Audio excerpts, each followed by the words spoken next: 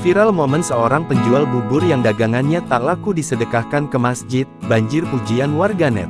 Sebuah video seorang penjual bubur memberikan sedekah dagangannya ke masjid, viral di media sosial.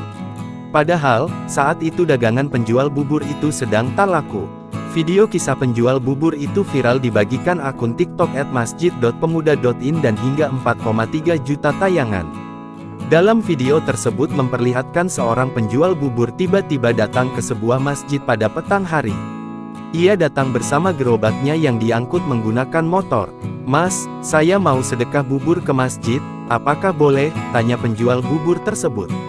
Sang marbot pun menanyakan apakah penjual bubur itu tak merasa rugi dagangannya semua disedekahkan.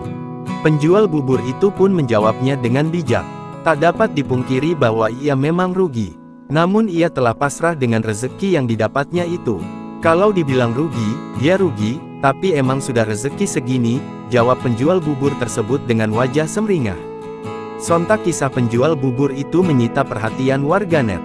Tak sedikit warganet memuji aksi sedekah dan keikhlasan penjual bubur tersebut.